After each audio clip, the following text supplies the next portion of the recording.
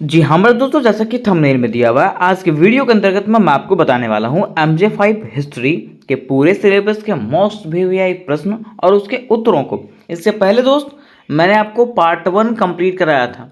कौन सा part 1 complete कराया था, जिसमें से मैंने आपको बक्सर के युद्ध, पलासी युद्ध, Haidar Ali, Awadh, Warren Hastings, Lord Wellesley, Lord Dalhousie और अलीगढ़ आंदोलन, उसके साथ साथ रामकृष्ण मिशन और टीपू सुल्तान के बारे में कंप्लीट कराया था। ठीक है, और मैंने आपको बताया था कि कुछ ऐसे 5 मार्क्स वाले क्वेश्चन है जो आपके एग्जामिनेशन के लिए बेहद आवश्यक होने वाला है। तो वो आखिर कौन कौन सा होने वाला है, तो देखिए पहला आपको पढ़ना है आर्य समाज और ब्रह्म समाज के बारे में। ठीक है, देखिए आर्य समाज की बात करें और ब्रह्म समाज की बात करें तो आर्य समाज जो है ना, आर्य समाज का क्वेश्चन आपको ऐसे भी दे सकता है कि राजा राम मोहन राय के बारे में लिखें। तो आर्य समाज और ब्रह्म समाज के बारे में आपको वहां बताया गया है। ठीक है, फिर देखिए दूसरे क्वेश्चन में मैं आपको बताऊंगा राजा रणजीत सिंह की जीवनी। तीसरे में मैं आपको बताऊंगा लॉर्ड कॉर्नवालिस के सुधार, या फिर लॉर्ड कॉर्नवालिस के क्या क्या सुधार हैं। चौथे में दोस्तों मैं आपको बताऊंगा आंग्ल मराठा संबंध, या तो आंग्ल मराठा युद्ध। और पांचवें में मैं आपको बताऊंगा लॉर्ड विलियम बेंटिक के सुधार, या तो जो भी इनके बारे में है सो। ठीक है, तो आज की वीडियो में यही हम लोग 5 क्वेश्चनों को कंप्लीट करेंगे। तो चलिए सबसे पहले मैं आपको बताता हूँ आर्य समाज और ब्रह्म समाज के बारे में। ठीक है, तो दोस्तों आज का वीडियो आप लोगों के लिए बहुत ही ज़्यादा स्पेशल होने वाला है, क्योंकि आज के वीडियो में हम लोग एक नहीं दो प्रश्नों को डील करने वाले हैं जो आपके एग्जामिनेशन के लिए अति आवश्यक होने वाला है। तो पहला प्रश्न हमारा इस प्रकार से है कि राजा राम मोहन राय के देनों का वर्णन करें। प्रश्न क्या है कि राजा राम मोहन राय के क्या क्या देन थे उसके बारे में बताइए। अथवा मैं आपको पूछ सकता है कि आर्य समाज के देनों का वर्णन करें। ठीक है, मींस दोनों प्रश्नों को जो है ना आज हम लोग डील करेंगे। देखिए अगर राजा राम मोहन राय के बारे में पूछे तो उसमें से आपको ब्रह्म समाज के बारे में भी पूछ सकता है। आपने नाम सुना होगा ब्रह्म समाज और आर्य समाज। ठीक है, तो आखिर आर्य समाज क्या है और ब्रह्म समाज क्या है, ये दोनों चीजों को आज की वीडियो में हम लोग विस्तार पूर्वक से और अलग अलग तरीके से जानेंगे, है ना, ताकि कोई भी क्वेश्चन आ जाए, चाहे वो ब्रह्म समाज आ जाए, चाहे वो आर्य समाज आ जाए, चाहे वो राजा राम मोहन राय के देना आ जाए, ठीक है, आप बना सकते हो और बड़े ही इजी तरीके से उसको बना सकते हो, आपको कहीं भी कोई तकलीफ नहीं होगा। तो सबसे पहले मैं आपको यह बताना चाहता हूं कि आखिर आर्य समाज और ब्रह्म समाज आखिर बना क्यों था। तो देखिए इसके बनने का कारण था कि हमारे समाज में, मीन्स भारतीय समाज में कई प्रकार के बुराइयां जो है ना वो व्याप्त थी। मीन्स कई प्रकार की बुराइयां थी कहां पे, भारतीय समाज में। ठीक है, अब ये जो बुराइयां थी ना वो हमारे समाज को धीरे धीरे खराब करते जा रही थी, ये घून के जैसा खोखला करते जा रही थी। तो कुछ लोगों को ऐसा लगा कि ये जो बुराइयां हैं वो हमारे समाज को धीरे धीरे क्या कर जाएगी, खा जाएगी। इसलिए उन लोगों ने क्या किया, कुछ ऐसे समाज की स्थापना किया जिसके जरिए वे समाज में फैले बुराइयों को अंत करने का प्रयास किए, है ना। इसीलिए राजा राम मोहन राय ने ब्रह्म समाज का स्थापना किया था और दयानंद सरस्वती जी ने आर्य समाज का स्थापना किया था। ठीक है, तो चलिए इसको एक एक करके हम लोग जानते हैं। सबसे पहले हम लोग जानेंगे राजा राम मोहन राय के देन, जिसको हम लोग ब्रह्म समाज कहते हैं। तो लिखेंगे इस प्रकार से, सबसे पहले लिखेंगे परिचय और लिखेंगे कि राजा राम मोहन राय, जिनका कह सकते हैं शासनकाल या तो कह सकते हैं कि जीवन काल 1772 से लेकर के 1833 ईस्वी तक रहा था, है ना। वो कौन थे, तो वो एक महान भारतीय समाज सुधारक थे, विचारक थे और आधुनिक भारत के अग्रदूत माना जाता है। इनको राजा राम मोहन राय को आधुनिक भारत का अग्रदूत माना जाता है। ठीक है, आगे कह रहा है कि उन्होंने समाज में फैली कुरीतियों, समाज में फैली जो बुराइयां हैं, ठीक है, विशेष रूप से सती प्रथा, जातिवाद, अंधविश्वास के खिलाफ जो संघर्ष किया। ठीक है, मैं कह सकते हैं हमारे समाज में जो बुराइयां फैली हुई थी, जैसे सती प्रथा हो गया, है ना, जातिवाद, लोग जाति जाति में लड़ जाते हैं, जाति धर्म में लड़ जाते हैं, लोग जो अंधविश्वास करते हैं, ये सब चीज के प्रति जो है ना उन्होंने क्या किया था, संघर्ष किया था, इनका विरोध किया था। किसने, तो राजा राम मोहन राय ने। कह रहा है कि उनके प्रमुख योगदान जो है ना निम्नलिखित है, उनके द्वारा जो प्रमुख योगदान उठाया गया, उनका जो प्रमुख देन है वो क्या है, निम्नलिखित है। तो पहले यहां पे कह रहा है उन्होंने समाज को सुधारने का प्रयास किया। किसको, समाज को सुधारने का प्रयास किया। तो समाज में क्या क्या सुधारा, तो सती प्रथा का उन्मूलन, उन्होंने सती प्रथा का अंत किया। कैसे? तो कह रहा है कि उन्होंने सती प्रथा के विरुद्ध आवाज उठाई और ब्रिटिश सरकार से इसे समाप्त करवाने में महत्वपूर्ण भूमिका निभाई। क्या कह रहा है कि उन्होंने क्या किया? सती प्रथा के विरुद्ध जो है ना आवाज उठाया और ब्रिटिश सरकार से इसे समाप्त करवाने में महत्वपूर्ण भूमिका उन्होंने कहा ब्रिटिश सरकार से कि आपको सती प्रथा क्या करना पड़ेगा? खत्म करना पड़ेगा, तो करना पड़ेगा, है ना। फिर देखिए उन्होंने क्या किया? बाल विवाह और जातिगत भेदभाव का विरोध किया। उन्होंने कहा कि बाल विवाह जो होता है ना वो हमारे समाज के लिए घून के जैसा हमारे समाज को खोखला करते जा रहा है, ठीक है। और जातिगत जो भेदभाव है वो भी हमारे समाज के लिए क्या है? बहुत ही बड़ा पाप है ना। कह रहे कि वे सामाजिक कुरीतियों के खिलाफ थे और महिलाओं के अधिकारों के समर्थक थे। कौन? तो राजा राम मोहन राय, ठीक है। तो यहां पे हम लोग समझे कि समाज सुधारक में उन्होंने सती प्रथा का उन्मूलन किया, बाल विवाह और जातिगत का भेदभाव किया, मतलब उसका विरोध किया, और तीसरा जो है विधवा पुनर्विवाह का समर्थन। उन्होंने कहा कि जो महिलाएं विधवा हो जाती है वे पुनः विवाह कर सकते हैं। किसने कहा? राजा राम मोहन राय। तो इस प्रकार से उन्होंने समाज को सुधारने का प्रयास किया। दूसरा, उन्होंने धर्म का भी सुधार किया।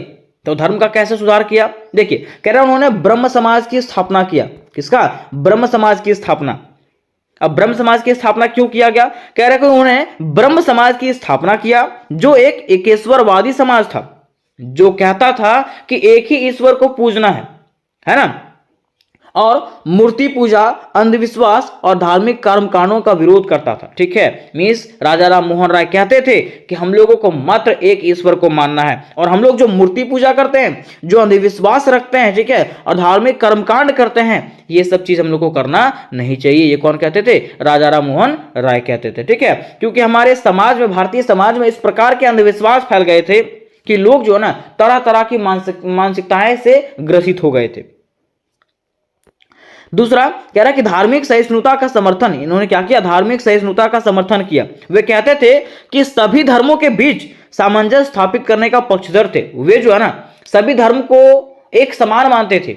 वो कहते थे कि सबके बीच समन्वय होना चाहिए, है ना। हम लोग देखते हैं कि हमारे भारत में हिंदू धर्म, मुस्लिम धर्म को लेकर के कई विरोध चलते रहते हैं, ठीक है। तो वे ऐसा मानते थे कि सभी धर्म के बीच में क्या होना चाहिए? सामंजस्य होना चाहिए, ठीक है।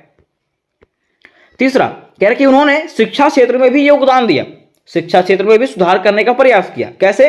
कह रहा कि वे जो है ना पश्चिमी शिक्षा और विज्ञान का समर्थक थे। क्यों? तो कह रहा है कि उन्होंने आधुनिक शिक्षा प्रणाली को बढ़ावा दिया। उन्होंने कहा कि हमारे क्षेत्र में जो है ना आधुनिक शिक्षा प्रणाली होनी चाहिए, जैसा कि अंग्रेजी, विज्ञान, गणित और आधुनिक विचारों को भारतीय शिक्षा में शामिल करने की वकालत किया। इन्होंने कहा कि हमारे जो भारतीय शिक्षा है उसमें से अंग्रेजी की पढ़ाई होनी चाहिए, विज्ञान की पढ़ाई होनी चाहिए, गणित की पढ़ाई होनी चाहिए, और आधुनिक विचारों को भारतीय शिक्षा में जोड़ा जाना चाहिए। ये किसने कहा? तो राजा राम मोहन राय ने कहा, ठीक है। नेक्स्ट देखिए कह रहा है कि उन्होंने हिंदू कॉलेजों की स्थापना किया। किसने? तो राजा राम मोहन राय ने हिंदू कॉलेजों की स्थापना किया। कह रहा है कि उन्होंने डेविड हेयर के साथ मिलकर के कोलकाता में हिंदू कॉलेज की स्थापना किया। तो किन्होंने किया? कोई पूछेगा कि कोलकाता में हिंदू कॉलेज की स्थापना किसने किया था? तो राजा राम मोहन राय ने किया था। नेक्स्ट पॉइंट कर रहा है कि उन्होंने महिला शिक्षा को बढ़ावा दिया। किन्होंने? तो राजा राम मोहन राय ने क्या किया? महिला शिक्षा को बढ़ावा दिया। तो वही कह रहा है कि वे जो है ना महिलाओं के शिक्षा के प्रबल समर्थक थे। वे कहते थे कि महिलाएं जो है वो शिक्षित होनी चाहिए। अब कह रहा है कि वे जो थे कहते थे कि पत्रकारिता और प्रेस की स्वतंत्रता, वे कहते थे कि पत्रकारिता में जो न्यूज रिपोर्टर होते हैं, है ना, उसको आजादी मिलना चाहिए, और इस प्रकार से वो अपने समाज को सुधारने का प्रयास करते थे। इसमें से पहला पॉइंट आता है समाज पत्रों का प्रकाशन। उन्होंने कई समाचार पत्रों की स्थापना किया। किन्होंने? राजा राम मोहन राय ने क्या किया? कई प्रकार के समाचार पत्रों का स्थापना किया, जैसा कि संवाद कौमुदी जो बंगाली में था, और मिरात उल अखबार जो फारसी में था, है ना। इस प्रकार से उन्होंने क्या किया? समाचार पत्रों का प्रकाशन किया। उन्होंने ये भी कहा कि प्रेस की स्वतंत्रता होनी चाहिए। किसकी? प्रेस की स्वतंत्रता होनी चाहिए। कह रहा है कि उन्होंने ब्रिटिश सरकार द्वारा प्रेस पर लगाए गए प्रतिबंधों का विरोध किया। उन्होंने क्या किया? ब्रिटिश सरकार के द्वारा जो प्रेस पर प्रतिबंध लगाया गया था, वर्नाकुलर प्रेस एक्ट, उसका विरोध किया था। किसने? तो राजा राम मोहन राय ने। अब इनका पांचवा जो देन है वो है राजनीतिक योगदान। इन्होंने राजनीति में क्या क्या योगदान दिया, तो कह रहा है कि ब्रिटिश शासन में सुधार की मांग इन्होंने कहा था। किसको? ब्रिटिशियों को, कि आप अपने शासन में क्या करें, सुधार करें। कह रहे कि उन्होंने प्रशासन में भारतीयों की भागीदारी की मांग की और ब्रिटिश नीतियों की आलोचना किया। जैसा कि हम लोग जानते हैं कि ब्रिटिश सरकार क्या करे थी, यहां पे जो भी कार्य हो रहा था उसमें से अधिकतर लोग किसको रख रहे थे, तो अंग्रेजों को रख रहे थे, जबकि भारतीयों को उसमें कोई जगह नहीं था। तो यहां पे राजा राम मोहन राय ने कहा था कि प्रशासन में भारतीयों की भी भागीदारी होनी चाहिए, है ना, और इस प्रकार से उन्होंने ब्रिटिश नीतियों की आलोचना किया था। फिर दूसरा कहते हैं कि लोकतांत्रिक विचारधारा, वे पश्चिमी लोकतांत्रिक सिद्धांतों से प्रभावित थे। उन्होंने स्वतंत्रता, समानता और बंधुत्व के विचार को प्रोत्साहित किया। उन्होंने किसका जोर दिया, तो आजादी पर जोर दिया, समानता मीन्स एक समानता पर जोर दिया, और बंधुत्व मीन्स एक साथ मिलकर के जो है ना कार्य करने पर जोर दिया। किन्होंने? राजा राम मोहन राय ने। तो इस प्रकार से हम लोगों ने इसके देनों को देख लिया। अब अंत में आता है बारी इसके निष्कर्ष का। तो निष्कर्ष में लिखेंगे इस प्रकार से दोस्तों कि राजा राम मोहन राय को आधुनिक भारत का जनक कहा जाता है। किसको? राजा राम मोहन राय को जो है ना आधुनिक भारत मीन्स अभी के भारत का जो है ना जनक, पिता कहा जाता है। क्योंकि उन्होंने क्या किया, तो भारतीय समाज में तर्क, वैज्ञानिक दृष्टिकोण और सुधारवादी विचारधारा को बढ़ावा दिया। मीन्स कह सकते हैं कि उन्होंने जो है हमारे समाज को सुधारने का प्रयास किया और कई हद तक सुधार दिया। ठीक है, तो यहां तक हमारा ये प्रश्न अंत होता है। अब बारी आती है नेक्स्ट प्रश्न का, जो इस प्रकार से था। प्रश्न हमारा था कि आर्य समाज के देनों का वर्णन करें। जैसा कि मैंने आपको ऊपर बताया था कि आर्य समाज और ब्रह्म समाज की जो स्थापना किया गया था वो समाज में जो बुराइयां फैली हुई थी उसको खत्म करने के लिए किया गया था। तो चलिए अब हम लोग जानते हैं कि आखिर आर्य समाज क्या है। कह रहा है कि आर्य समाज की अगर बात करें तो आर्य समाज की स्थापना स्वामी दयानंद सरस्वती ने 1875 ईस्वी में किया था। यह एक धार्मिक और समाजवादी सुधार था। ठीक है, यह जो था कैसा था, एक धार्मिक आंदोलन था और सामाजिक सुधार आंदोलन था, जिसने भारतीय समाज में कई सकारात्मक बदलाव लाया। इसने क्या किया, भारतीय समाज में जो है कई पॉजिटिव इफेक्ट लाया और कई प्रकार के सुधार किया। कह रहे कि इसके प्रमुख योगदान जो है वो निम्नलिखित है। तो चलिए हम लोग जानते हैं इसके क्या क्या प्रमुख योगदान हैं। पहले देखिए, इन्होंने भी धार्मिक सुधार किया। अब धार्मिक सुधार में क्या क्या सुधार किया, तो इन्होंने कहा था कि वेदों की सर्वोच्चता होनी चाहिए। हमारे जो वेद हैं, पुराण हैं, वो सर्वोच्च होना चाहिए। कह रहा है कि आर्य समाज ने वेदों को ज्ञान का सर्वोच्च स्रोत माना और मूर्ति पूजा, अंधविश्वास, पाखंड और कर्मकांडों का विरोध किया। आर्य समाज ने कहा कि हमें सबसे ज्यादा ज्ञान जो मिलेगा वो किससे मिलेगा, वेदों से मिलेगा। किससे? वेदों से मिलेगा। वे कहते हैं कि हम लोग जो मूर्ति पूजा करते हैं, जो अंधविश्वास रखते हैं, जो पाखंड करते हैं, जो कर्मकांड करते हैं, वे क्या है, व्यर्थ है, फालतू है, ये सब करना नहीं चाहिए, है ना। दूसरा, उन्होंने एकेश्वरवाद का प्रचार किया। एकेश्वरवाद मतलब एक ही ईश्वर को पूजने का प्रचार किया। देखिए, कह रहा कि इसने एक ईश्वर की पूजा करने को प्रोत्साहित किया और विभिन्न देवी देवताओं की पूजा का विरोध किया। ठीक है, इन्होंने कहा कि मात्र एक ही ईश्वर को पूजा जाना चाहिए, ईश्वर मात्र एक है। ठीक है, अन्य प्रकार की जो देवी देवताएं हैं उसकी पूजा हम लोगों को नहीं करना चाहिए। ये कौन कहते थे, तो स्वामी दयानंद सरस्वती कहते थे। फिर देखिए, ये जो है धार्मिक आंदोलन में क्या किए थे, शुद्धि आंदोलन करवाए थे। शुद्धि आंदोलन मतलब इस आंदोलन के माध्यम से हिंदू धर्म में वापसी को बढ़ावा दिया गया। मीन्स हिंदू धर्म से जो दूसरे धर्म में चले गए थे उसको बढ़ावा दिया गया कि आप क्या करें, हिंदू धर्म में वापस आ सकते हैं। कह रहा कि खास करके उन लोगों के लिए जो जबरन दूसरे धर्म में परिवर्तित कर दिए गए थे। मीन्स ये जो था वो उन लोगों के लिए था जो जबरदस्ती जिसको दूसरे धर्म में परिवर्तित कर दिया गया था। तो इस प्रकार से हम लोग कह सकते हैं कि इन्होंने जो है धर्म को सुधारने का प्रयास किया। दूसरा हमारा पॉइंट आता है सामाजिक सुधार। अब देखते हैं हम लोग कि समाज में आखिर इन्होंने क्या क्या सुधार किया था। तो कह रहा है कि सती प्रथा, बाल विवाह और जाति प्रथा का विरोध इन्होंने क्या किया, तो सती प्रथा का विरोध किया, बाल विवाह का विरोध किया और जाति प्रथा का विरोध किया। कह रहा कि आर्य समाज ने इन सामाजिक कुरीतियों के खिलाफ, कौन सी सामाजिक कुरीति, तो सती प्रथा, बाल विवाह और जाति प्रथा, ठीक है, इन सामाजिक कुरीतियों के खिलाफ आवाज उठाई और समानता के विचार को बढ़ावा दिया। किसने? स्वामी दयानंद सरस्वती ने। फिर कह रहा कि इन्होंने नारी शिक्षा और विधवा पुनर्विवाह पर जोर दिया। कह रहा है कि महिलाओं की शिक्षा पर विशेष जोर दिया गया और विधवा पुनर्विवाह को प्रोत्साहित किया गया। वे कहते थे कि जो महिलाएं विधवा हो जाती है ना, वे पुनः विवाह कर सकते हैं। ये कौन कहते थे? तो स्वामी दयानंद सरस्वती कहते थे। अब तीसरा उनका योगदान जो आता है, देन जो आता है, वो शिक्षा क्षेत्र में आता है। कौन सा क्षेत्र में? शिक्षा क्षेत्र में। तो चलिए जानते हैं कि आखिर शिक्षा क्षेत्र में उन्होंने क्या क्या योगदान दिया था। कह रहा कि उन्होंने जो है ना गुरुकुल प्रणाली को पुनर्जीवित किया। वे कहते थे कि हमारा जो अहम शिक्षा होता है वो गुरुकुल में होता है। वही कह रहा है कि आर्य समाज ने पारंपरिक गुरुकुल प्रणाली को आधुनिक शिक्षा के साथ मिलाने की कोशिश किया।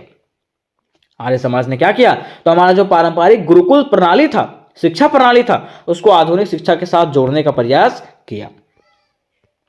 तथा उसने क्या किया? डीएवी स्कूलों का और कॉलेजों की स्थापना की। आपने सुना होगा कि डीएवी पब्लिक स्कूल यहाँ पे है, डीएवी पब्लिक स्कूल वहां पे है, ठीक है। तो वही कह रहा है कि दयानंद एंग्लो वैदिक विद्यालय, जिसको हम लोग क्या कहते हैं? डीएवी विद्यालय कहते हैं, तो डीएवी कॉलेज कहते हैं, ठीक है, उसकी स्थापना किया। कह रहा है कि आर्य समाज ने आधुनिक और वैदिक शिक्षा के मेल से कई विद्यालय और कॉलेज स्थापित किए, जो आज भी भारत में शिक्षा का प्रमुख केंद्र है ना। तो इस प्रकार से उन्होंने शिक्षा के क्षेत्र में भी सुधार किया। फिर चौथा उनका पॉइंट आता है, चौथा जो देन आता है वो है राष्ट्रवाद और स्वतंत्रता संग्राम में योगदान। उन्होंने राष्ट्रवाद में भी जोर दिया और स्वतंत्रता संग्राम में भी अपना योगदान निभाया। कैसे? तो कह रहा है कि स्वतंत्रता आंदोलन को प्रेरणा दिया। उन्होंने क्या किया? स्वतंत्रता आंदोलन में आजादी का जो आंदोलन था उस पर जोर दिया, उसको सुधारने का प्रयास किया। कैसे? तो कह रहा है कि आर्य समाज के विचारों से प्रेरित होकर के कई स्वतंत्रता सेनानियों ने ब्रिटिश शासन के खिलाफ संघर्ष किया। मीन्स आर्य समाज का जो विचार था उससे प्रेरित होकर के लोग जो है ना, कई सारे सेना जो थे और सेनानी जो थे, उन्होंने क्या किया? ब्रिटिश शासन का विरोध किया। फिर कह रहा है कि इसने जो है स्वदेशी आंदोलन को समर्थन किया। कैसे? तो कह रहा है कि इन्होंने विदेशी वस्त्रों और वस्तुओं के बहिष्कार का समर्थन किया था। इस प्रकार से उन्होंने स्वदेशी आंदोलन में भी भाग लिया था। अब पांचवा उनका जो देन आता है वो है सामाजिक समरसता और भाईचारे का संदेश। वे कहते थे कि हम लोगों को, हमारा जो समाज है उसमें से एकजुट होकर के हम लोग को रहना चाहिए। जिसमें से पहला पॉइंट है उनका अस्पृश्यता और जातिवाद का विरोध। वे कहते थे कि हम लोग जो जातिवाद में मरते हैं उसका विरोध होना चाहिए। वही कह रहा है कि आर्य समाज ने सभी मनुष्यों को समान माना और जाति के आधार पर होने वाले भेदभाव का विरोध किया। उन्होंने कहा कि जो भी मनुष्य है हमारे समाज में, जो भी मनुष्य हैं वो क्या है? एक समान है, और जाति के आधार पर जो मनुष्यों को बांटा जाता है उसका उन्होंने विरोध किया। फिर उन्होंने किसका समर्थन किया? तो अंतरजातीय विवाह का समर्थन। वो कहते थे कि हमारे समाज में ऐसी प्रथा है कि अंतरजातीय विवाह नहीं हो सकती। मीन्स अगर आप दूसरे जाति के हैं, लड़की दूसरे जाति के हैं, विवाह नहीं हो सकता। लेकिन वे कहते थे कि नहीं, ऐसी भी विवाह हो सकती है। वह कह रहा है कि इसने विवाह में जातिगत भेदभाव को खत्म करने की दिशा में काम किया। इन्होंने कहा कि चाहे वो कोई भी धर्म हो, चाहे वो कोई भी जाति हो, हम लोग क्या कर सकते हैं? विवाह कर सकते हैं। तो इस प्रकार से ये भी क्वेश्चन आपका समाप्त होता है। और यहां तक हम लोग जानते हैं कि किस प्रकार से दयानंद सरस्वती ने क्या किया? तो आर्य समाज का खोज किया। अब अंत में बारी आती है निष्कर्ष का। तो निष्कर्ष में लिखेंगे दोस्तों इस प्रकार से कि आर्य समाज ने भारतीय समाज में धार्मिक, सामाजिक और शैक्षिक सुधार ला करके समाज को आधुनिक और प्रगतिशील बनाने में महत्वपूर्ण भूमिका निभाई।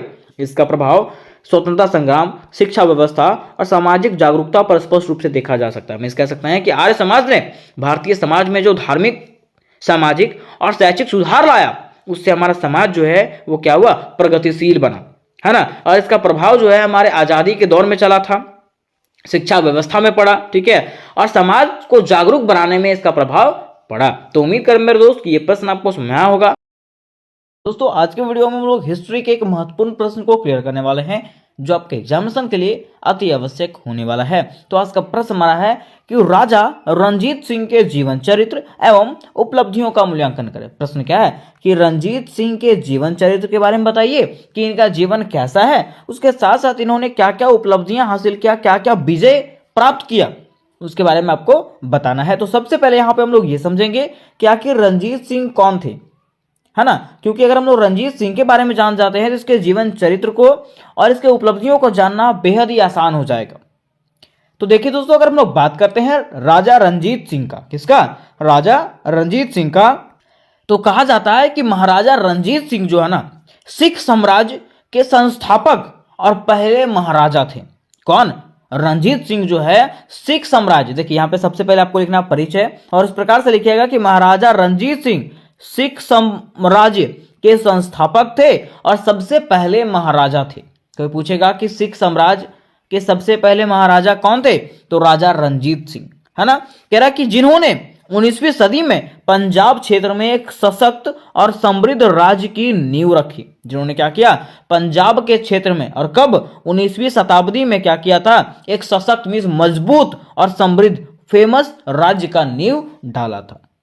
किसने, महाराजा रणजीत सिंह ने। तो इस प्रकार से आपको स्टार्टिंग में बस परिचय लिख देना है। अब बातें यहां पे आती है इनके जीवन परिचय का, ठीक है। तो लिखेंगे इनका प्रारंभिक जीवन, क्या लिखेंगे, प्रारंभिक जीवन, और लिखेंगे इस प्रकार से कि महाराजा रणजीत सिंह का जन्म महासिंह और राजकौर के परिवार में पंजाब के गुजरांवाला में 13 नवंबर 1780 को हुआ था। क्या कह रहा है कि महाराजा रणजीत सिंह का जो जन्म है वो कहां हुआ था, तो महासिंह और राजकौर के परिवार में पंजाब के गुजरांवाला नामक स्थान में हुआ था, जो अभी कहां पे है, तो पाकिस्तान में है। और डेट कब है इसका, तो डेट जो है वो 13 नवंबर 1780 ईस्वी है। कोई पूछेगा महाराजा रणजीत सिंह का डेट ऑफ बर्थ क्या है, तो आपको बताना है कि 13 नवंबर 1780 ईस्वी को पंजाब के गुजरांवाला में इनका जन्म हुआ था। आगे लिखेंगे कि छोटी सी उम्र में चेचक की वजह से महाराजा रणजीत सिंह की एक आंख की रोशनी चली गई थी। क्या कह रहा है कि छोटी सी उम्र में मींस कम उम्र में क्या हुआ था, महाराजा रणजीत सिंह को चेचक हुआ था, ठीक है, जिससे क्या हुआ कि उनकी आंख जो है, एक आंख की रोशनी जो है वो चली गई थी। दोनों नहीं, एक आंख की रोशनी जो है वो चली गई थी, मींस अंधे हो गए थे एक आंख से वो, ठीक है। फिर कहा जाता है कि मात्र 10 वर्ष की आयु में ही रणजीत सिंह ने घुड़सवारी, तलवारबाजी और अन्य युद्ध कौशल में महारत हासिल कर लिया। क्या कह रहा है कि मात्र 10 वर्ष की आयु में ही इन्होंने क्या किया था, तो घुड़सवारी सीख लिया था, तलवारबाजी सीख लिया था, तथा अन्य युद्ध कौशल में भी इन्होंने भाग लेते थे, और हर चीज में ये कौशल हो गए थे, महारत हासिल कर लिए थे। कौन, राजा रणजीत सिंह। परंतु 13 वर्ष की आयु में क्या हुआ, उन पर जो है प्राणघातक हमला हुआ। प्राणघातक मतलब समझते हैं, उनके जान को खतरा हुआ, जिसे उन्होंने ना केवल बचाव किया बल्कि हमलावर हसमत खां को भी मार डाला। क्या क्या कह रहा है कि उन्होंने क्या किया, इससे सिर्फ अपने आप को नहीं बचाया, उस पर जो हमला किया था कौन, हसमत खां, उनको भी जो है ना उसने क्या किया, जान सहित मार दिया। किसने, राजा रणजीत सिंह ने। कह रहा है कि जब वो 12 साल के थे तभी उनके पिता चल बसे और राजपाट का सारा बोझ जो है उन्हीं के कंधों पर आ गया। क्या कह रहा है कि जब वे 12 साल के थे, कौन, राजा रणजीत सिंह, उसी समय उनके पिताजी का देहांत हो गया। और जब उनके पिताजी का देहांत हो गया तो वहां का सारा राजपाट जो है वो किसके कंधों पे आ गया, तो रणजीत सिंह के कंधों पे आ गया। कह रहा है उस समय पंजाब प्रशासनिक तौर पर टुकड़े टुकड़े में बटा हुआ था। उस समय क्या हुआ था, तो पंजाब का प्रशासन जो है ना वो टुकड़े टुकड़े में बटा हुआ था, और इनको जो है ना क्या कहा जाता था, मिस्र कहा जाता था। क्या, मिस्र कहा जाता था। और कह रहा है कि इन मिस्र पर जो है ना सिख सरदारों की हुकूमत चलती थी, और ये जो मिस्र था उस पर हुकूमत, मिस्र राज किसका चलता था, तो सिख सरदारों का।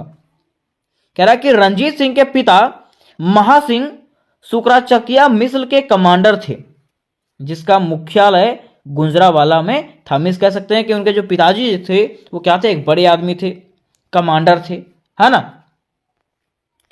तो यहां तक हम लोगों ने ये चीज जाना कि आखिर राजा रणजीत सिंह कौन थे, इनका जीवन चरित्र कैसा था। अब यहां पे प्रश्न हमारा उठता है ये कि बताइए कि रणजीत सिंह का सैन्य अभियान और विजय कैसा रहा, या तो इनकी क्या क्या उपलब्धियां हैं, किसका, रणजीत सिंह की क्या क्या उपलब्धियां हैं। तो देखिए अगर बात करते हैं रणजीत सिंह के उपलब्धियों का, तो इनका सबसे पहला उपलब्धि आता है लाहौर पर कब्जा। क्या आता है, लाहौर पर कब्जा। कम उम्र में ही जो है ना इन्होंने क्या किया था, लाहौर पर कब्जा किया था। तो कैसे किया था, तो देखिए सबसे पहला पॉइंट बनाना है, 20 वर्ष की आयु में बने महाराजा। ये मात्र 20 वर्ष की आयु में क्या बन गए थे, महाराजा बन गए थे। और महाराजा बनने के बाद उन्होंने क्या किया, लाहौर पर कब्जा किया। अब कैसे कब्जा किया, तो कह रहा है कि महाराजा रणजीत सिंह ने अन्य मिसलों के सरदारों को हरा करके अपने सैन्य अभियान की शुरुआत किया। महाराजा रणजीत सिंह ने क्या किया, तो अन्य प्रांत के जो सरदार थे उसको हरा करके क्या किया, अपने सैन्य अभियान की शुरुआत किया। फिर कह रहा है कि 7 जुलाई 1799 को उन्होंने पहली जीत हासिल किया। और 7 जुलाई 1799 को क्या हुआ, उन्होंने पहली जीत हासिल किया। कह रहा है कि उन्होंने चेत सिंह की सेना को हरा करके लाहौर पर कब्जा कर लिया। जब वे किले के मुख्य द्वार में प्रवेश किया तो उन्हें तोपों की शाही सलामी दिया गया। क्या कह रहा है कि जब उन्होंने क्या किया, चेत सिंह को हरा करके वापस अपने राज्य पहुंचे थे तो उनका स्वागत में जो है ना, तोपों की सलामी दिया गया था। कह रहा है उसके बाद उन्होंने अगले कुछ दशकों में एक विशाल सिख साम्राज्य की स्थापना किया। उसके बाद कुछ सालों में जो है उन्होंने क्या किया, एक मजबूत सिख साम्राज्य की स्थापना किया। किन्होंने, तो राजा रणजीत सिंह ने। कह रहा है इसके बाद जो है 12 अप्रैल 1801 ईस्वी को रणजीत सिंह की पंजाब के महाराजा के तौर पर ताजपोशी किया गया। अब क्या हुआ कि 12 अप्रैल 1801 ईस्वी को रणजीत सिंह को जो है ना पंजाब का महाराजा घोषित किया गया। फिर कह रहा है कि गुरु नानक जी के एक वंशज ने उनकी ताजपोशी संपन्न कराई। ठीक है, गुरु नानक जी के एक जो वंशज थे उन्होंने क्या किया, उनका ताजपोशी में से उनको ताज पहनाया गया। कह रहा कि महज 20 वर्ष की आयु में उन्होंने यह उपलब्धि हासिल किया था। इसके बाद 1802 ईस्वी में उन्होंने अमृतसर को अपने साम्राज्य में मिला लिया और 1807 में उन्होंने अफगानी शासक कुतुबुद्दीन को हरा करके कसूर पर कब्जा किया। क्या कहा गया कि यह एक ऐसे व्यक्ति थे जिन्होंने कम उम्र में मात्र 20 वर्षों में क्या किया था, ये उपलब्धि हासिल किया था। उसके बाद उन्होंने क्या किया, 1802 ईस्वी में जो है उन्होंने अमृतसर को अपने राज्य में मिला लिया। उसके बाद 1807 ईस्वी में जो है कुतुबुद्दीन को भी हरा दिया। किन्होंने, तो राजा रणजीत सिंह ने। तो ये इनका पहला उपलब्धि था। अब बात यहां पे आता है दूसरा उपलब्धि का। दूसरा इनका उपलब्धि है मुल्तान और कश्मीर पर कब्जा। इन्होंने पहला कब्जा जो है किस पे किया, तो बताया जाता है लाहौर पर कब्जा किया। दूसरा जो कब्जा किया वो किस पे किया, मुल्तान और कश्मीर पर। कह रहा है कि रणजीत सिंह ने अपनी सेना के साथ आक्रमण कर 1818 में मुल्तान और 1819 में कश्मीर पर कब्जा करके उसे भी सिख साम्राज्य का हिस्सा बना लिया। क्या कह रहा है कि रणजीत सिंह ने क्या किया, अपनी सेना की मदद से 1818 ईस्वी में जो है और 1819 ईस्वी में 1818 ईस्वी में मुल्तान पर कब्जा किया और 1819 ईस्वी में जो है कश्मीर पर कब्जा कर लिया। कह रहा कि महाराजा रणजीत सिंह ने अफगानों के खिलाफ कई लड़ाइयां लड़ी और उन्होंने पश्चिमी पंजाब को खदेड़ दिया। महाराजा रणजीत सिंह ने क्या किया, अफगानों के खिलाफ जो है कई युद्ध लड़े, है ना, और उनको जो है पश्चिमी पंजाब से खदेड़ के भगा दिया। इनको, अफगानों को। कह रहा है कि अब जो है पेशेवार समेत पश्तून क्षेत्र पर उन्हीं का अधिकार हो गया। यह पहला मौका था जब पश्तूनों पर किसी गैर मुस्लिम ने राज किया। ठीक है, और यह पहला समय था जब पश्तूनों पे जो है ना क्या किया था, किसी गैर मुस्लिमों ने शासन किया था। कह रहा कि अफगानों और सिखों के बीच 1813 और 1837 के बीच कई युद्ध हुए। 1837 में जमरूद का युद्ध उनके बीच आखिरी भिड़ंत थी। इस भिड़ंत में रणजीत सिंह के एक बेहतरीन सिपाही सलाहकार हरि सिंह नालवा मारे गए थे। क्या कह रहा है कि उन लोगों के बीच में, मीन्स कह सकते हैं अफगानों और सिखों के बीच में जो ना कई युद्ध हुए थे, जिसमें से लास्ट युद्ध 1837 के युद्ध में जो है ना राजा रणजीत सिंह के एक बेहतरीन सिपाही सलाहकार जो है वो क्या हुए थे, मारे गए थे, जिनका नाम था हरि सिंह नालवा। फिर इनका तीसरा उपलब्धि है शिक्षा के क्षेत्र में प्रोत्साहन। इन्होंने क्या किया था, शिक्षा के क्षेत्र को आगे बढ़ाया। कैसे, तो कह रहा है कि इस युद्ध में कुछ सामरिक कारणों से अफगानों को बढ़त हासिल हुई और उन्होंने काबुल पर वापस कब्जा कर लिया। उन्होंने पहली आधुनिक भारतीय सेना सिख खालसा सेना गठित किया और सरपरस्ती में पंजाब अब बहुत शक्तिशाली सूबा था। इसी ताकतवर सेना ने लंबे अरसों तक ब्रिटेन को पंजाब हड़पने से रोके रखा। एक ऐसा मौका भी आया जब पंजाब ही एकमात्र ऐसा सूबा था जिस पर अंग्रेजों का कब्जा नहीं था। मीन्स सीधा कह सकते हैं कि पंजाब एक ऐसा क्षेत्र बन चुका था जो अपने आर्थिक स्थिति को मजबूत कर लिया था। कह रहा है कि महाराजा रणजीत सिंह खुद अनपढ़ थे, लेकिन उन्होंने अपने राज्य में शिक्षा और कला को बहुत प्रोत्साहन दिया। मैं सीधा समझेगा कि राजा रणजीत सिंह जो थे वो क्या थे, अनपढ़ होते हुए भी उन्होंने क्या किया, अपने राज्य में शिक्षा और कला को जो है प्रोत्साहन दिलाया था। किन्होंने, तो राजा रणजीत सिंह ने। ठीक है, फिर चौथा इनका उपलब्धि है धर्मनिरपेक्ष साम्राज्य का किया स्थापना। इन्होंने क्या किया, एक ऐसे साम्राज्य की स्थापना किया जिसमें से धर्म को जो है ना कोई मान्यता नहीं। ठीक है, हम इस कह सकते हैं कि आप कोई भी धर्म के हैं, ठीक है, आपको कोई रोक टोक नहीं है, धर्मनिरपेक्ष। ठीक है, आप कोई भी धर्म के हो सकते हैं।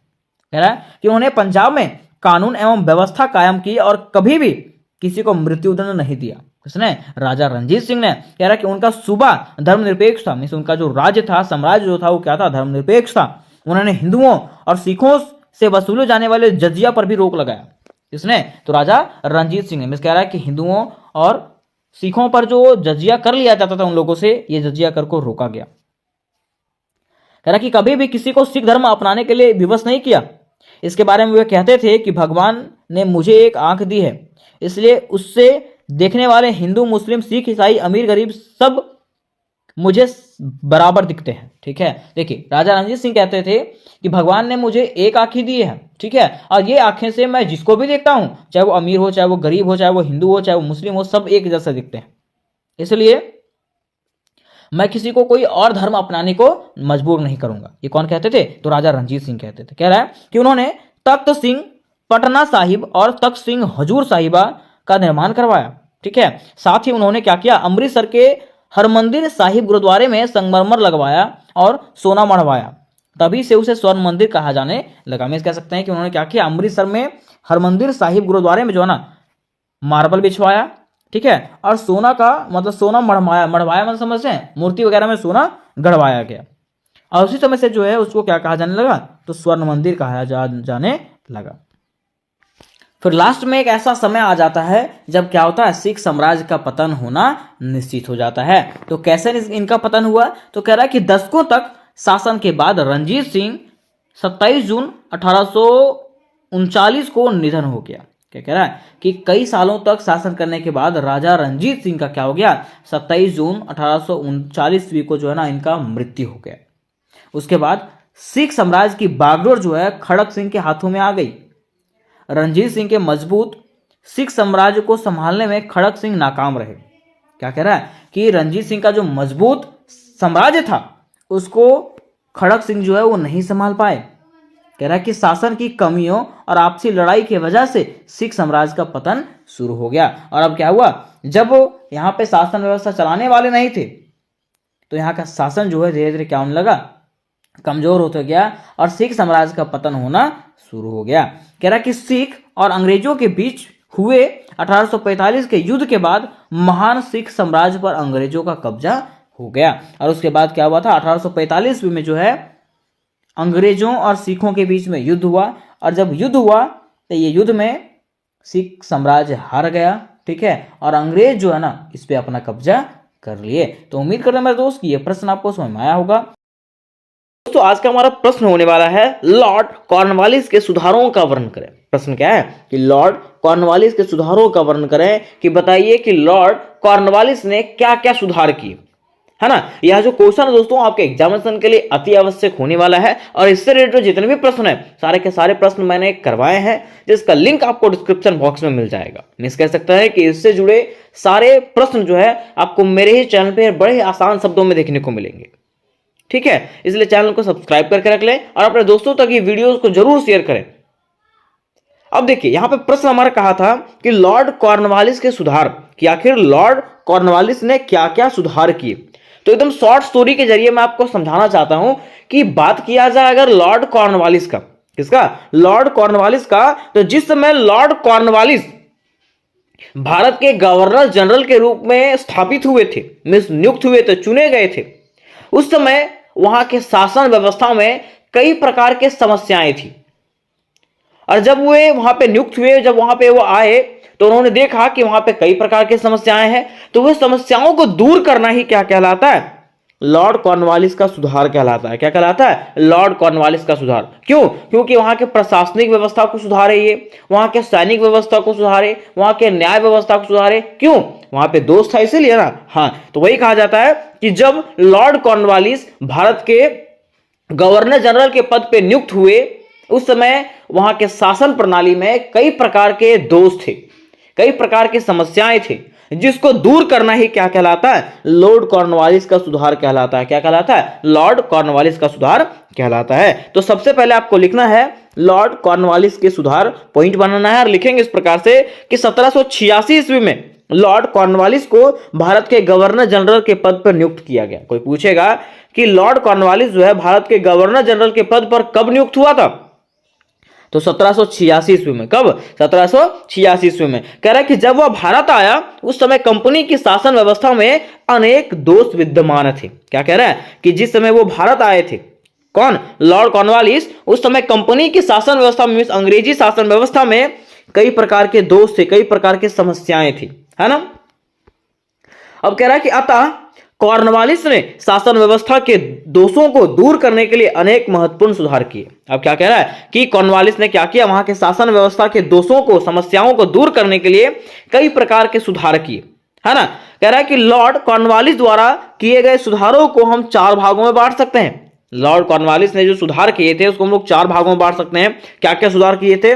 तो प्रशासनिक सुधार किए थे, प्रशासनिक व्यवस्था में सुधार किए थे, व्यापार संबंधी सुधार किए थे, ये ठीक है, न्यायिक सुधार किए थे और भूमि संबंधी सुधार किए थे, ठीक है। यही जो सुधार है वो लॉर्ड कॉर्नवालिस के सुधारों के नाम से जाना जाता है। तो इस प्रकार से आपको स्टार्टिंग में लिखना है। अब यहां पे प्रश्न था हमारा कि चलिए हमको बताइए कि प्रशासनिक सुधार किसको कहते हैं, ठीक है। या तो लॉर्ड कॉर्नवालिस ने किस प्रकार से प्रशासनिक व्यवस्था को सुधारा था। तो पॉइंट हम लोग बनाएंगे प्रशासनिक सुधार। क्या पॉइंट बनाएंगे? प्रशासनिक सुधार, और लिखेंगे कि कॉर्नवालिस ने कंपनी के अधिकारियों के निजी व्यापार पर प्रतिबंध लगा दिया। कॉर्नवालिस ने कहा कि कंपनी के जो अधिकारी हैं वो निजी व्यापार में, प्राइवेट व्यापार नहीं कर सकते हैं, है ना।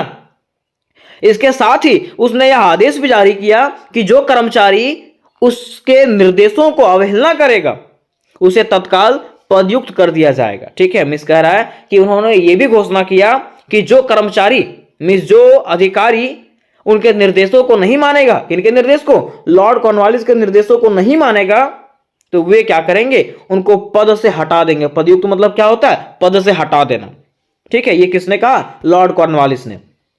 फिर कह रहा है कि उसने आयोग अधिकारियों का स्थानांतरण कर दिया तथा भ्रष्ट अधिकारियों को पद से हटा दिया, ठीक है। मींस क्या कह रहा है कि वे जो आयोग अधिकारी थे, जो कोई काम के अधिकारी नहीं थे, ठीक है, उसको स्थानांतरण कर दिया, मींस हटा दिया वहां से, ठीक है, दूसरे जगह कर दिया। और जो भ्रष्ट अधिकारी थे उसको क्या कर दिया? पद से ही हटा दिया गया। किसने किया ऐसा? तो लॉर्ड कॉर्नवालिस ने। कह रहा है कि उसने सिफारिशों के आधार पर नियुक्ति की प्रथा को बंद कर दिया। उसने क्या किया? सिफारिश के आधार पे जो नियुक्ति होती थी, जैसे मान लीजिए राजा का बेटा है तो बोलना है राजा का बेटा ही राजा बनेगा, ठीक है। मान लीजिए किसी के पिता फौजी में है, ठीक है, तो नहीं मेरा बेटा भी फौजी बनेगा। तो ऐसा सिफारिश जो होता था ना उसको बंद कर दिया गया, है ना। और अब जो है योग्यता के आधार पर नियुक्तियां होने लगी। मीन्स चुनाव जो है ये योग्यता के अनुसार से होने लगा। आपके अंदर अगर योग्यता है तो आपका चुनाव होगा, अगर आपके अंदर योग्यता नहीं है तो आपका चुनाव नहीं होगा। कह रहा इससे कार्यकुशलता में वृद्धि हुई और भ्रष्टाचार भी बंद हो गया। इससे क्या हुआ? कार्यकुशलता में वृद्धि हुआ और भ्रष्टाचार जो होता था वहां पे, वो भ्रष्टाचार क्या हो गया? बंद हो गया, है ना। कह रहा कि कॉर्नवालिस को भारतीयों की योग्यता पर विश्वास नहीं था। कॉर्नवालिस को जो है ना भारतीय की, मतलब भारतीय व्यक्तियों की योग्यता पर विश्वास नहीं था, इसलिए उसने क्या किया? उच्च पदों पर जो है ना केवल अंग्रेजों को नियुक्त करना आरंभ किया। जो उच्च पद होते थे, जैसे कि कलेक्टर हो गया, ठीक है, और जैसे उच्च पद जो होते थे उस पे केवल अंग्रेजों को नियुक्त करना शुरू किया। कह रहा उसने यह नियम बना दिया कि 500 पाउंड वार्षिक से अधिक वेतन पाने वाले पदों पर केवल यूरोपियन लोग को ही नियुक्त किया जाएगा। उसने ऐसा घोषणा कर दिया था कि 500 पाउंड से अधिक जो वार्षिक आय कमा रहे हैं, ठीक है, वे पद पे जो है सिर्फ कौन रहेंगे? यूरोपियन लोग ही रहेंगे। मिस कह सकते हैं अंग्रेज ही रहेंगे। इसके परिणाम स्वरूप क्या हुआ? भारतीयों के लिए उच्च पदों के लिए द्वार बंद हो गया। इससे क्या हुआ कि भारतीय जो है ना उच्च पद पे स्थापित नहीं हो सके, है ना। उनका द्वार जो है हमेशा हमेशा के लिए बंद हो गया। कह रहा है कि कॉर्नवालिस ने बंगाल में 35 जिलों को घटा करके 23 जिलों कर दिए। ठीक है, कॉर्नवालिस ने क्या किया, बंगाल के 35 जिलों को घटा करके मात्र 23 जिला वहां पे कर दिया, और प्रत्येक जिले में एक अंग्रेज कलेक्टर तथा उसके 2 अंग्रेज सहायक नियुक्त किए जाते थे। जिले में शांति एवं व्यवस्था बनाए रखना, राजस्व जमा करना, पुलिस व जेल की निगरानी रखना आदि का उत्तरदायित्व कलेक्टर पर होता था। ठीक है, मीन्स वहां पे कलेक्टर नियुक्त किया गया। अब उसका कार्य क्या क्या है, तो वहां पे शांति व्यवस्था बनाए रखना, ठीक है, राजस्व जमा करवाना, पुलिस और जेल की निगरानी रखना, ठीक है, ये सब कार्य जो है वहां के कलेक्टर का होता था, है ना। कह रहा कि कॉर्नवालिस ने पुलिस विभाग में महत्वपूर्ण सुधार किए। प्रत्येक जिले को छोटे छोटे इलाकों में बांट दिया गया तथा प्रति 20 मील के अंतर पर एक पुलिस थाना स्थापित किया। ठीक है, उसने क्या किया, वहां के जिलों को जो है छोटे छोटे इलाकों में बांट दिया। अब प्रत्येक 20 मील के अंतर पर जो है ना एक पुलिस थाना भी स्थापित कर दिया। कह रहा है कि प्रत्येक थाने में एक दरोगा तथा एक सिपाही नियुक्त किए गए। ठीक है, क्या कह रहा है कि प्रत्येक थाना में जो है ना एक दरोगा नियुक्त किया गया और कई सारे सिपाही को चुना गया। दरोगाओं के ऊपर जो है ना पुलिस अधीक्षक होता था, जिसकी नियुक्ति जिले के अंग्रेज मजिस्ट्रेट द्वारा किया जाता था, और अंग्रेज मजिस्ट्रेट को जिले में पुलिस के कार्य का निरीक्षण करने के उत्तरदायित्व सौंपा गया था। मिस कह सकते हैं, देखिए कि दरोगाओं के ऊपर जो है ना कौन होता था, अंग्रेज मजिस्ट्रेट होता था, है ना। और इसको क्यों चुना गया था, ताकि जिले के जो पुलिस है उसके कार्य का निरीक्षण कर सके कि वहां के पुलिस जो है वो सही से कार्य कर रहा है कि नहीं कर रहा है। तो यहां पे दोस्तों हम लोगों ने जो है ना पहला इसके सुधार को समझ गए, जो था प्रशासनिक सुधार। अब दूसरा यहां पे सुधार इसका आता है व्यापारिक सुधार। क्या आता है, व्यापारिक सुधार। में कह सकते हैं कि इन्होंने व्यापार में भी क्या किया था, सुधार किया था। तो कैसे इन्होंने व्यापार में सुधार किया उसको हम लोग देखते हैं। कह रहा है कि कॉर्नवालिस ने व्यापार बोर्ड का पुनर्गठन किया।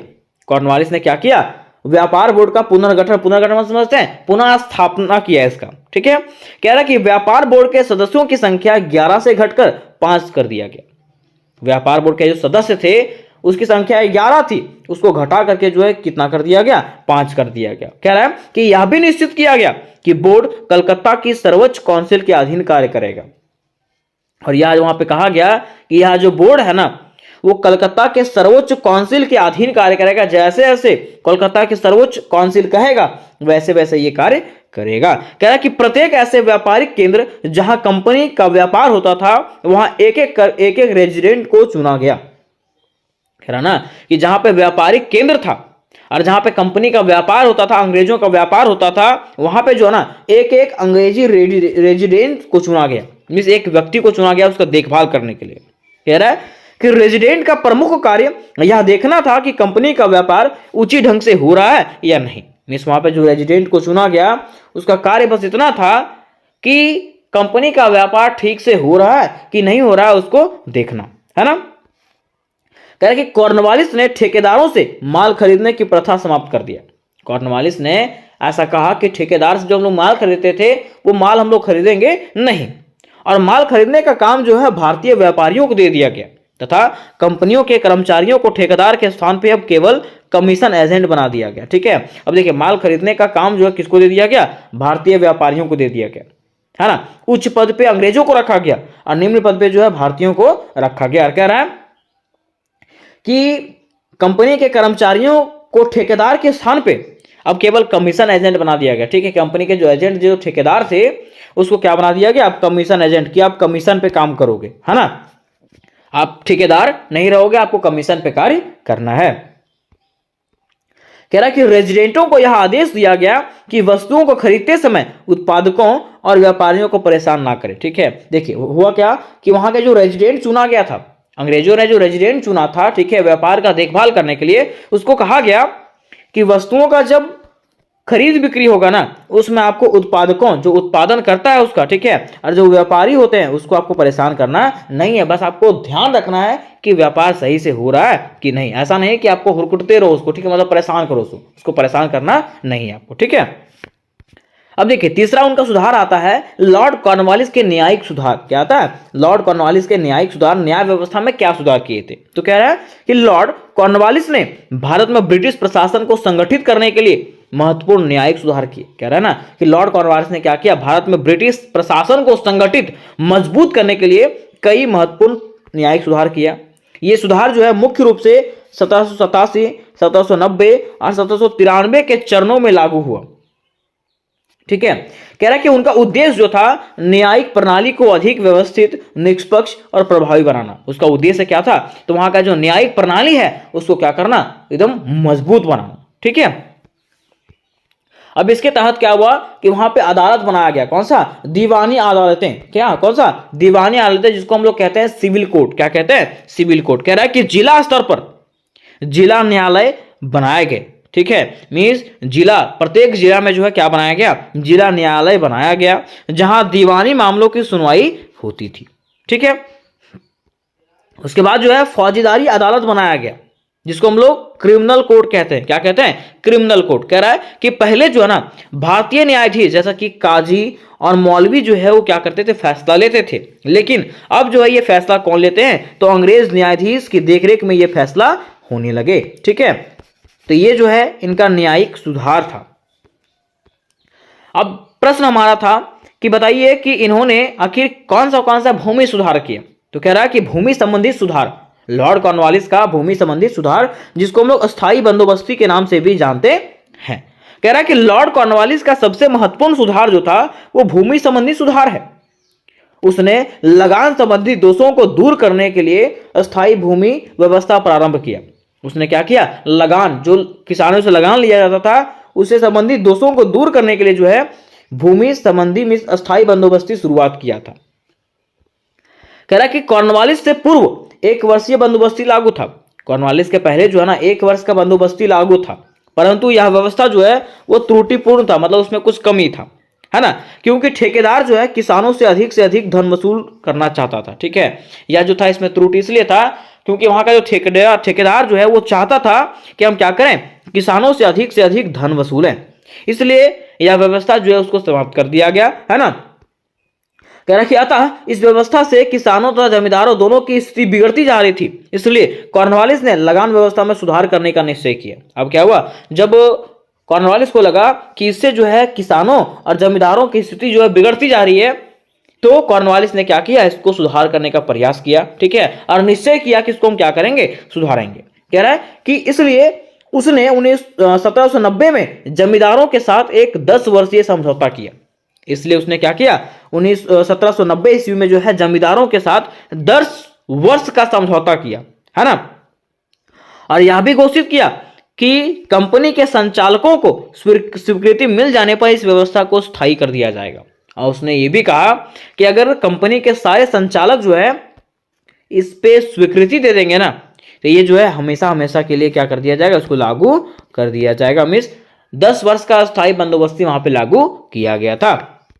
अगला पॉइंट में कहा गया कि और सभी संचालकों की स्वीकृति मिल जाने पर, उन्होंने कहा था कि अगर सभी संचालकों की स्वीकृति मिल जाती है, ठीक है, 22 मार्च 1793 को लॉर्ड कॉर्नवालिस ने इस व्यवस्था को स्थायी कर देने की घोषणा किया। ठीक है, उन्होंने कहा कि अगर सभी संचालक क्या कर देंगे? इसमें स्वीकृति दे देंगे, तो हम क्या कर देंगे? इस व्यवस्था को स्थायी रूप से लागू कर देंगे। ठीक है, तो इस प्रकार से लॉर्ड कॉर्नवालिस ने अपने सुधार किए थे। अब अंततः बारी आती है इसके निष्कर्ष का। ठीक है, तो निष्कर्ष में इस प्रकार से लिखेंगे कि उपरोक्त लिखे गए बातों से यह स्पष्ट होता है कि लॉर्ड कॉर्नवालिस ने अपने शासन व्यवस्था में, मीन्स अपने शासन काल में कई तरह के महत्वपूर्ण सुधार किया। जैसा कि हम लोगों ने उपरोक्त देखा, मीन्स ऊपर लिखे गए पॉइंटों में देखा कि लॉर्ड कॉर्नवालिस ने क्या किया? अपने शासन काल में कई प्रकार के महत्वपूर्ण सुधार किए। जैसा कि वह अपने शासन काल में प्रशासनिक सुधार, व्यापारिक सुधार, न्यायिक सुधार और भूमि सुधार करता है।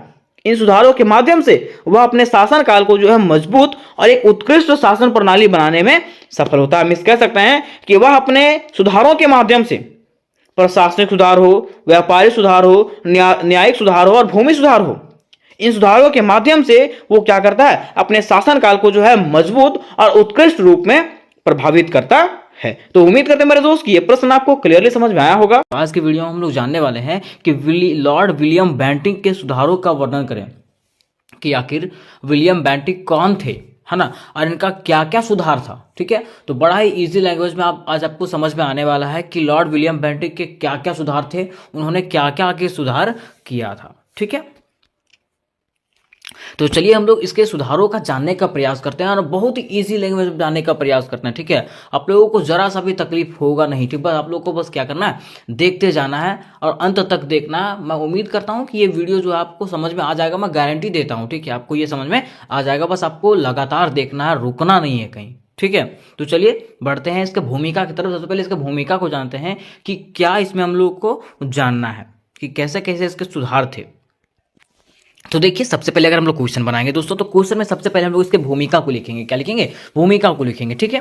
क्योंकि देखिए ये आपका लास्ट ईयर होने वाला है ना, तो आप लोग को बढ़िया से थोड़ा सा लिखना है। तो सबसे पहले क्या करेंगे, भूमिका को लिखेंगे। भूमिका में क्या लिखना है कि भारत के गवर्नर जनरल के रूप में लॉर्ड विलियम बेंटिक के नियुक्ति ने भारत में ब्रिटिश शासन के इतिहास में एक नए युग की शुरुआत की। अगर बात करें हम लोग विलियम बेंटिक के नियुक्ति की, ठीक है, भारत में जब ब्रिटिश शासन का नियुक्ति हुआ था, गवर्नर जनरल का नियुक्ति हुआ था, तो इनका योगदान जो है ना भारतीय इतिहास में क्या एक नए युग की शुरुआत के जैसा है, ठीक है। इन्होंने यहाँ पे आकर के एक नया युग का शुरुआत किया भारत में, ठीक है।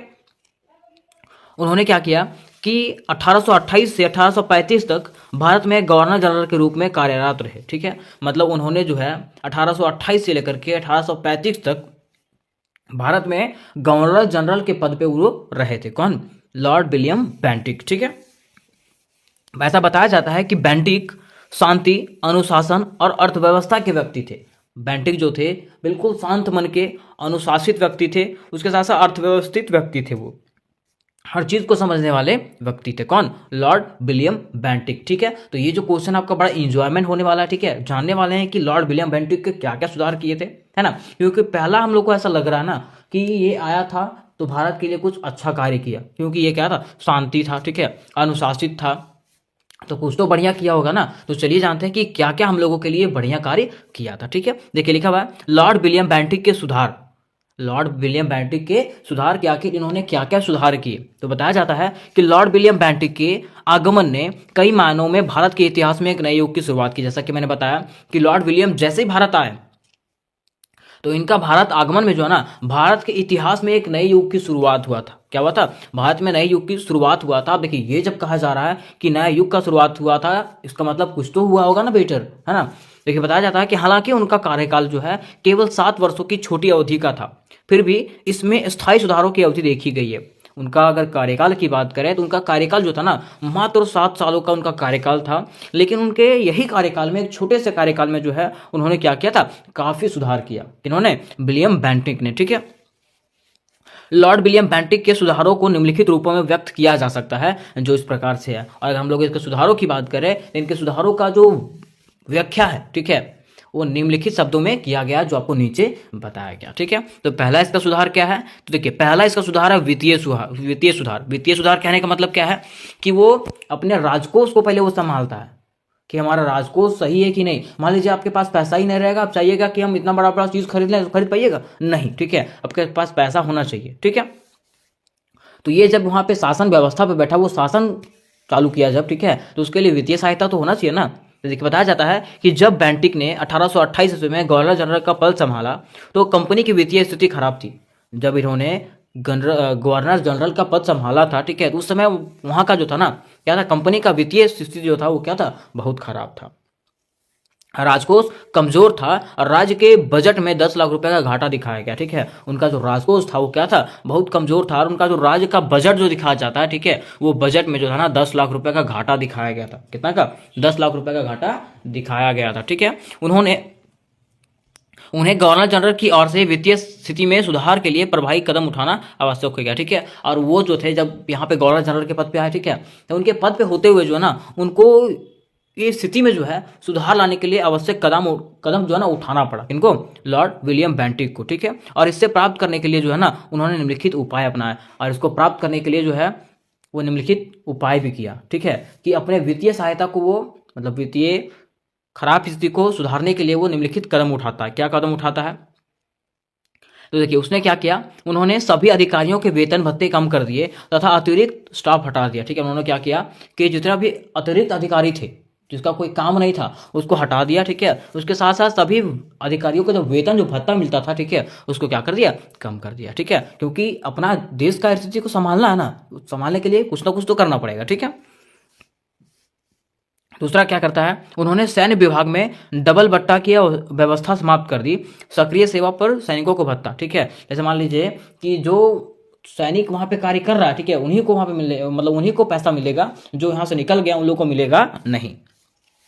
उसके बाद कि अपने प्रस्थान के समय इन वित्तीय सुधारों के द्वारा उन्होंने राजकोष में 1.5 मिलियन रुपए का अधिशेष छोड़ दिया। ठीक है, अब जब वो जब यहाँ से निकल रहे थे, कौन, विलियम बेंटिक, जब यहाँ के गवर्नर पद से हटे थे, ठीक है, तो उन्होंने क्या किया था, अपने राजकोष में 1.5 मिलियन जो है ना अधिकोष छोड़ दिए थे, अपना पैसा वो छोड़ दिए थे। कौन, विलियम बेंटिक। ठीक है, तो इस प्रकार से वो वित्तीय सुधार वो करते हैं वहां पे। ठीक है, अब देखिए इनका दूसरा सुधार की अगर बात करें तो इनका दूसरा सुधार क्या था कि प्रशासनिक सुधार। ये वित्तीय सुधार के साथ साथ प्रशासनिक सुधार भी करते हैं। तो आखिर कैसे प्रशासनिक सुधार करते हैं, तो बताया जाता है कि लॉर्ड बेंटिक एक महान सुधारक थे।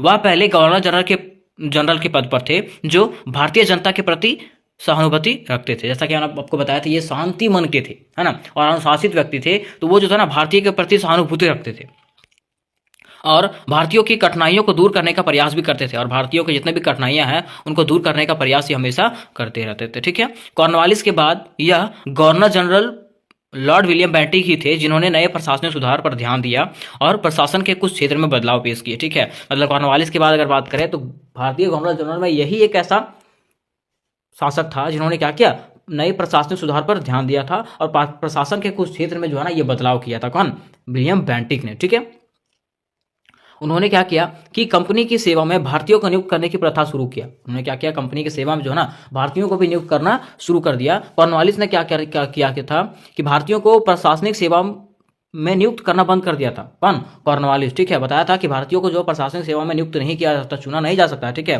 क्योंकि भारतीय लोगों के चरित्र, क्षमता और अखंडता के बारे में उनकी राय कम थी, क्योंकि वो जो था ना भारतीय लोग के बारे में कम सोचता था। ठीक है, कि ये लोग कुछ कर सकते नहीं है, इसलिए उन्होंने सभी उच्च पदों पर यूरोपीय लोगों के लिए आरक्षित करने की मांग की था। ठीक है, इसलिए उसने क्या किया था कि जितना भी ऊंचा पद है उस पर कौन रहेंगे, यूरोपीय ही रहेंगे, मतलब भारतीयों को जो है ना ऊंचा पद नहीं दिया जाएगा। ठीक है, लेकिन जैसा ही विलियम बेंटिक आया वहां पे तो वो सुधार को वो सुधारता है। ठीक है, और भारतीयों को भी क्या करता है, प्रशासनिक सेवा में नियुक्त करना स्टार्ट कर देता है। ठीक है, जब देखिए यहाँ पे क्या हुआ था, कॉर्नवालिस ने जब ऐसा किया था तो भारतीयों को जो ना ठेस पहुंचा था। ठीक है, लेकिन शासक और शासित के बीच घनिष्ठ संपर्क स्थापित करने के लिए बेंटिक ने उस नीति को छोड़ दिया। ठीक है, लेकिन लास्ट में क्या हुआ कि वो नीति को जो है ना विलियम बेंटिक जो है वो क्या करता है, छोड़ देता है। ठीक है, और भारतीयों को भी जो है सरकारी सेवा में नियुक्त करता है। कौन, विलियम बेंटिक। इस तरह से जो है भारतीय भी जो है ना उनके प्रति आकर्षित हो जाते हैं। किनके प्रति, विलियम बेंटिक के प्रति। ठीक है, फिर देखिए तीसरा उसका सुधार जो था दोस्तों, समाज सुधार।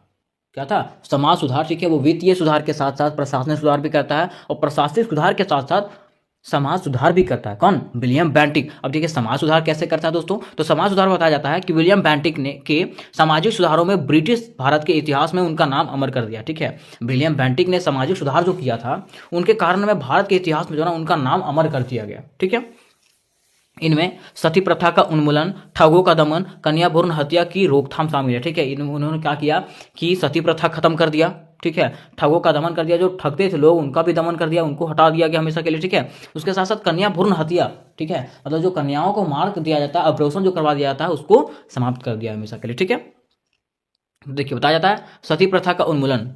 सती प्रथा विधवाओं को उनके पत्नियों के साथ चिता जला जाने की सदियों पुरानी प्रथा भारत में प्राचीन काल से प्रचलित थी। यह अमानवीय सामाजिक प्रथा उत्तरी भारत में विशेषकर बंगाल में बहुत आम थी। जब बेंटिक ने एक वर्ष में ही सती होने के 800 मामले की सूचना मिली तो वह बहुत व्यवस्थित हो गया और उन्होंने इस प्रथा को खत्म करने का निश्चय किया। मतलब बताया जाता है कि सती प्रथा क्या है कि विधवाओं को, जैसे मान लीजिए किसी के पति मर गए, ठीक है, तो उनके पतियों के चिता के साथ साथ उनको भी जिंदा जला दिया जाएगा। ठीक है, ये प्रथा था सती प्रथा। ठीक है, और जब विलियम बेंटिक वहां पे आया था, ठीक है, तो उन्होंने अपने सामने जो है ना 800 मामलों को ऐसे देखा था। ठीक है, और जब ये मामलों को देखा था ना तो वो निश्चय किया था कि मैं हमेशा के लिए क्या कर दूंगा, इसको जड़ सहित खत्म कर दूंगा सती प्रथा को। ठीक है, और वो क्या करता है, इसको खत्म भी कर देता है, किसको, सती प्रथा को। ठीक है, फिर देखिए दूसरा क्या था कि ठगों का दमन। ठगों मतलब जो ठग लेता है लोग, उसका दमन करना। ठीक है, तो विलियम बेंटिक क्या करता है, जब वहां पर देखता है कि लोग, जब दूसरे लोग जो है समूह बना करके आ रहे हैं, ठीक है, और लोगों को जब ठग रहे हैं तो वो क्या करते हैं, उसको भी निवारण करने का प्रयास करता है। ठीक है, और उसको भी जड़ सहित खत्म कर देता है। कौन, विलियम बेंटिक। ठीक है, फिर देखिए तीसरा में आपका है कन्या भ्रूण हत्या। ठीक है, कन्या भ्रूण हत्या मतलब आप समझते होंगे। ठीक है, एबॉर्शन करवाना। ठीक है, एबॉर्शन करवाना। तो उन्होंने क्या किया, इसको खत्म कर दिया। ठीक है, कि लड़कियों को मारना नहीं है ना, उनको भी जीवित रखना है। ठीक है, बताया जाता है कि कन्या भ्रूण हत्या सभ्य लोगों के द्वारा भी किए जाने वाले भयानक और हृदयहीन कृतियों में से एक थी। ठीक है, ये जो कार्य हो रहा था कन्या भ्रूण हत्या, ठीक है, वो जो लोग पढ़े लिखे हैं ना उन लोग भी करते हैं। ठीक है, कन्या शिशुओं को मारने की यह प्रथा राजपूताना, पंजाब, मालवार, कच्छ जैसे स्थानों में बहुत प्रचलित थी। यह जो प्रथा जो था राजपूताना में, पंजाब में, मालवार, कच्छ जैसे स्थानों में जो था बहुत प्रचलित था। ठीक है, कि कन्याओं का जन्म जो ना अभिशाप माना जाता था। ठीक है, इसलिए उन लोग को जन्म के समय ही मार दिया जाता था। तो बेंटिक ने क्या किया, बेंटिक ने बंगाल के सौगर द्वीप पर बच्चों की बलि की प्रथा को रोकने का प्रभावी कदम उठाया। उन्होंने न केवल कन्या भ्रूण हत्या पर रोक लगाई बल्कि इसे दंडनीय अपराध घोषित कर दिया। ठीक है, अब उसने क्या किया, इसको जो है इस पर रोक ही नहीं लगाया बस, ठीक है, इसको दंडनीय अपराध भी घोषित कर दिया कि अगर ऐसा कोई करता है तो उसको क्या किया जाएगा, सजा दिया जाएगा। मतलब इस प्रकार से हम लोग कह सकते हैं ना कि विलियम बेंटिक जो है भारत के लिए एक नया युग का शुरुआत किया था। ठीक है, वो काफी सुधार किया, प्रशासनिक सुधार किया, सामाजिक सुधार किया, आर्थिक सुधार किया, हर एक सुधार है वो करता है। ठीक है, उसके साथ साथ जो है ना वो चौथा सुधार करता है शैक्षणिक सुधार। ठीक है, मतलब शिक्षा के क्षेत्र में भी वो सुधार करता है, जिसके कारण जो है ना विलियम बेंटिक जो है भारतीय इतिहास में अमर हो गए। कौन हो गए, भारतीय इतिहास में जो है विलियम बेंटिक अमर हो गए। ठीक है, बताया जाता है कि अंग्रेजी शिक्षा की शुरुआत लॉर्ड विलियम बेंटिक के प्रशासन की एक महत्वपूर्ण घटना थी। उन्होंने शिक्षा को बढ़ावा देने के लिए सिफारिशी करने के लिए लॉर्ड मैकले की अध्यक्षता में एक समिति नियुक्ति की। मैकले ने अपने रिपोर्ट में भारत के लोगों तक अंग्रेजी माध्यम से यूरोपीय साहित्य और विज्ञान के प्रचार प्रसार पर जोर दिया। ठीक है, क्या बोला जाता है कि लॉर्ड विलियम बेंटिक ने क्या किया, प्रशासन के एक महत्वपूर्ण घटना था। ठीक है, और ये बताया जाता है कि इन्होंने क्या किया कि अंग्रेजी शिक्षा को, मीन्स इंग्लिश को जो है ना एक जोर, मतलब इसका प्रचार प्रसार बहुत जोरों से किया। ठीक है, और लॉर्ड मैकले का अध्यक्षता में जो है एक समिति का नियुक्त किया था। ठीक है, जिसमें से विज्ञान के प्रचार प्रसार पर जोर दिया था। ठीक है, यूरोपीय साहित्य और विज्ञान के प्रचार प्रसार पर इन्होंने जोर दिया था। ठीक है, कैसे, अंग्रेजी माध्यम से, मतलब इंग्लिश से, हिंदी से नहीं, इंग्लिश से। ठीक है, इस सिफारिश को जो है विलियम बेंटिक ने पूरे दिल से स्वीकार कर लिया। उसके बाद 1835 में सरकारी प्रस्ताव ने अंग्रेजी को भारत की आधिकारिक और साहित्यिक भाषा बना दिया। ठीक है, जिसके बाद क्या हुआ कि 1835 में जो सरकारी प्रस्ताव ने क्या किया, अंग्रेजी को जो है ना भारत का आधिकारिक और साहित्यिक भाषा बना दिया। ठीक है, और उसी वर्ष जो है ना विलियम बेंटिक ने कोलकाता में क्या किया था, मेडिकल कॉलेज का नींव रखा था। उस समय जो है ना विलियम बेंटिक क्या किया था, कलकत्ता में मेडिकल कॉलेज बनाया था। ठीक है, इस प्रकार से हम लोग कह सकते हैं ना कि विलियम बेंटिक जो है भारत में जितना भी कार्य किया सब उत्थान के लिए कार्य किया, मतलब भारत के विकास के लिए कार्य किया, जो भारत के लिए सराहनीय रहा, है ना। अब देखिए लॉर्ड विलियम बेंटिक जो सुधार किए थे उसके क्या क्या परिणाम हुए। ठीक है, तो बड़ा बढ़िया परिणाम हुआ होगा। क्यों, क्योंकि एक शांति दिमाग का आदमी था, है ना, और ये कैसा था, डिसिप्लिन व्यक्ति था, अनुशासित व्यक्ति था। वो जो भी कार्य करता था बहुत सोच समझ के करता था और भारतीयों के हित के लिए करता था वो। ठीक है, बताया जाता है कि बेंटिक जो था एक सीधा, ईमानदार, परोपकारी और समझदार व्यक्ति थे। कौन, विलियम बेंटिक। ठीक है, दूसरा पॉइंट बताया गया कि उनके सामाजिक सुधारों जैसे सती प्रथा का उन्मूलन और बाल विवाह की रोकथाम ने हिंदू समाज के सदियों पुरानी बुराइयों को मिटा दिया था। ठीक है, उनके सामाजिक सुधार जो थे, सती प्रथा को हटा दिया था, बाल विवाह को खत्म कर दिया था। ठीक है, और हिंदू समाज में जितने भी बुराइयां थी उसको क्या कर दिया था, वो खत्म कर दिया था। किसने, विलियम बेंटिक ने। ठीक है, तीसरा पॉइंट बताया जाता है कि यह जानकर खुशी होती है कि बेंटिक ने वही कार्य किया जहां दूसरों ने बात की थी। ठीक है, मतलब विलियम बेंटिक जो था, जो इन्होंने कहा था, ठीक है, वो कार्य को ये किए थे। ठीक है, फिर अगला पॉइंट में बताया गया है कि सती प्रथा पर रोक के संबंध में नियमों को लागू करने के लिए वह अपनी स्थिति को जोखिम में डालने के लिए तैयार थे। ऐसा साहस और स्पष्टता उन दिनों के प्रशासकों में कम पाई जाती थी। ठीक है, मतलब सती प्रथा को रोकने के लिए जो है ना इन्होंने अपने स्थिति को जो है ना जोखिम में डाल दिया था। इन्होंने, विलियम बेंटिक ने। ठीक है, और उसके बावजूद भी जो है ये सती प्रथा को रोकने में कामयाब रहे। ठीक है, फिर इसके अगला पॉइंट में बताया गया है कि उन्होंने शैक्षिक सुधारों में भी भारत में एक नए युग की शुरुआत की। ठीक है, शैक्षिक सुधारों के माध्यम से भी इन्होंने क्या किया, भारत में एक नए युग का शुरुआत किया। और यही आपका क्वेश्चन था। ठीक है, यही क्वेश्चन के माध्यम से हम लोग समझ गए। ठीक है, कि विलियम बेंटिक जो था भारत में हर वो सुधार किया जो भारतीयों के लिए क्या था, जरूरी था। ठीक है, तो उम्मीद करते हैं दोस्तों कि ये क्वेश्चन आपका बड़ा इजी तरीके से आपको समझ में आया होगा। हेलो मेरे दोस्तों, मैं राहुल और स्वागत है आप लोगों का आपके अपने यूट्यूब चैनल आर के सेंटर पे। दोस्तों आज के वीडियो में आपको जनरल हिस्ट्री सेमेस्टर 4 के VBI क्वेश्चंस के बारे में बताया जाएगा।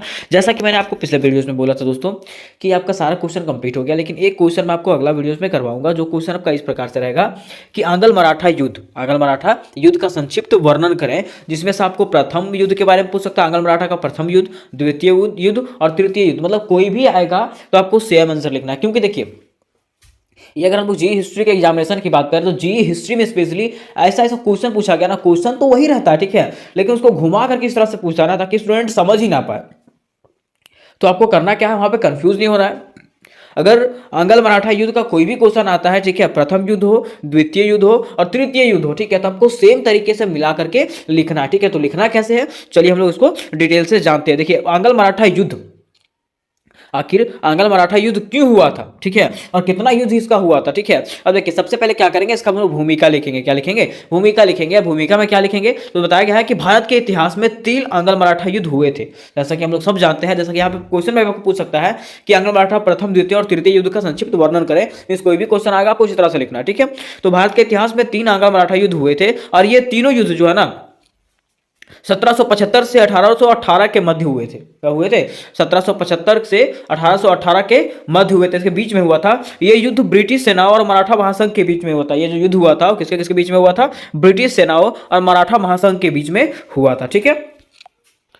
उसके साथ बताया गया है कि ये इन युद्धों में परिणाम यह हुआ कि मराठा महासंघ का पूरी तरीके से विनाश हो गया ठीक है। अब देखिए, ये युद्ध का परिणाम क्या हुआ, यही युद्ध का परिणाम हुआ कि इससे मराठा साम्राज्य जो है ना, मराठा महासंघ जो था वो क्या हो चुका था, पूरी तरीके से बर्बाद हो चुका था। और ये क्वेश्चन मैंने आपको पहला क्वेश्चन में करवा दिया था, पहली बार करवाया था स्टार्टिंग में ठीक है, कि मराठों के पतन का वर्णन करें, कि मराठों का आखिर पतन किस प्रकार से हुआ ठीक है।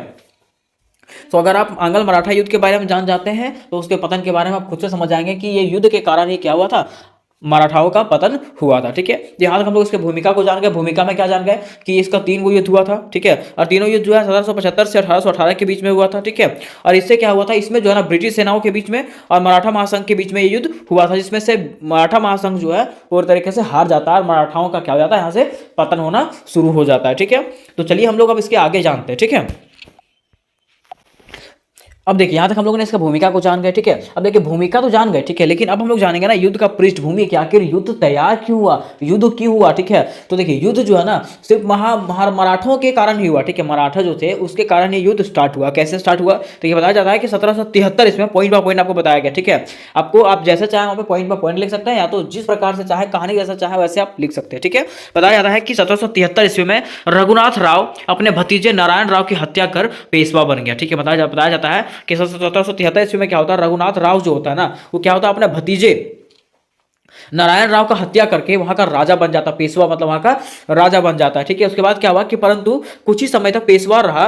बाद में नारायण राव की विधवा ने अपने छोटे बेटे माधव राव नारायण तथा को नाना फडणवीस की मदद से पेशवा पर गद्दी पर बैठा दिया। मतलब बताया जाता है कि रघुनाथ राव ने क्या किया था, अपने भतीजे को मार करके वहां का राजा बन गया था, लेकिन कुछ ही समय तक रहा था वो ठीक है, ज्यादा समय तक वो टिका वहां पे नहीं ठीक है। कुछ समय के बाद क्या हुआ कि नारायण राव की जो पत्नी थी ठीक है, नारायण राव की जो पत्नी थी वो उसने क्या किया, अपने बेटे को माधव राम नारायण को क्या कर दिया, वहां के गद्दी पर बैठा दिया। किसके मदद से, फडणवीस के मदद से। किसके मदद से, फडणवीस के मदद से ठीक है। तो उसको वहां पे बैठा दिया ठीक है। अब इसी के कारण क्या हुआ, वहां पे युद्ध होना स्टार्ट हो गया ठीक है। यहाँ पे रघुनाथ राव चाहता है कि मुझे यहाँ से क्यों हटाया गया ठीक है, मैं ही यहाँ का क्या बनूं, राजा बनूं। इसलिए वो क्या करता है, यहाँ से जाकर के अंग्रेजों से सहायता मांगता है ठीक है, अंग्रेजों से संधि करता है कि आप मुझे क्या कर दीजिए, पुनः यहाँ का क्या बना दीजिए, राजस्व बना दीजिए, यहाँ का राजस्व मुझे पुनः दे दीजिए, पेशवा बना दीजिए यहाँ का ठीक है। देखिए, बताया जाता है कि रघुनाथ राव की पेशवा की गद्दी छीन गई। अब क्या हुआ कि रघुनाथ राव जो है उसका पेशवा का गद्दी छीन गया, मतलब राजा का जो है गद्दी उसका छीन गया, जिससे पुनः प्राप्त करने के लिए वह अंग्रेजों से मदद लेने पहुंच गया। जिसको जो है ना पुनः प्राप्त करने के लिए वो क्या कहां पहुंच गया, अंग्रेजों से मदद लेने के लिए पहुंच गया। कौन, रघुनाथ राव। और यहीं से जो है ना ये युद्ध का पृष्ठभूमि तैयार होता है ठीक है, और युद्ध होना स्टार्ट हो जाता है ठीक है। बताया जाता है कि रघुनाथ राव ने अंग्रेजों की सहायता से पेशवा बनने के सपने को लेकर के सूरत की संधि कर ली ठीक है। अब देखिए, रघुनाथ राव जो है वो चाहता है, वो जानता है ठीक है कि हम ब्रिटिश लोगों से क्या करेंगे, सहायता मांगेंगे ना, तो वो क्या कर देंगे, हमारे सपने को साकार कर देंगे, मतलब हमको फिर से यहाँ का राजा बना देंगे ठीक है। इसके लिए वो क्या करता है, सूरत की संधि करता है। कौन करता है, रघुनाथ राव सूरत की संधि करता है, सूरत को उन लोगों को सौंप देता है ठीक है। अब देखिए सूरत की संधि में क्या होता है, कब होता है ये 1775 ईस्वी में होता है, ठीक है। बताया जाता है कि अंग्रेज रघुनाथ राव को पेशवा की गद्दी वापस दिलाने हेतु 25 हजार सैनिकों की टुकड़ी देने को तैयार हो गए, ठीक है। अब देखिए बताया जाता है कि अंग्रेज जो है ना रघुनाथ राव को पेशवा की गद्दी वापस दिलवाने के लिए 2500 जो है ना सैनिक की टुकड़ी देने के लिए तैयार हो जाते हैं कि ले जाओ 2500 सैनिक टुकड़ा ले जाओ, ठीक है, तुम क्या करो वहां पे फिर से अपना कब्जा कर लो, ठीक है। उसके बाद बताया जाता है कि रघुनाथ राव ने बाजीराव द्वारा 1739 में पुर्तगालियों से विजित सालसेट और बसीन के क्षेत्र अंग्रेज को देने का वादा किया, ठीक है। जिसके बाद क्या हुआ कि रघुनाथ राव ने क्या किया, बाजीराव द्वारा जो है पुर्तगालियों से विजित मतलब जीता हुआ, ठीक है, सालसेट और बासिन का क्षेत्र जो है ना अंग्रेजों को देने का वादा किया कि हम किसको दे देंगे, आपको दे देंगे अगर मैं वहां का राजा बन जाता हूं तो, ठीक है। अब देखिए यहां से क्या होता है, प्रथम आंग्ल मराठा युद्ध शुरू हो जाता है क्योंकि यहाँ पे ब्रिटिश ने क्या किया था, उसको सैनिक का टुकड़ा दिया था, ठीक है। अब देखिए बताया जाता है कि अंग्रेजों ने रघुनाथ राव को वापस पेशवा बनाने के लिए इस युद्ध को प्रारंभ किया। अंग्रेजों ने क्यों इसका स्टार्ट किया था, ये जो युद्ध स्टार्ट हुआ था उसको पेशवा बनाने के लिए, मतलब रघुनाथ राव को जो है ना वहां का राजा बनाने के लिए ये युद्ध जो है स्टार्ट हुआ था। ये युद्ध वही युद्ध रहा, ठीक है, कि इससे मराठाओं का पतन हो गया था, मतलब मराठा ये युद्ध को स्टार्ट किए, ठीक है, और उसका यहाँ पे खत्मा हो गया था, पूरा खात्मा मतलब जड़ से खत्म हो गए थे वहां से, ठीक है।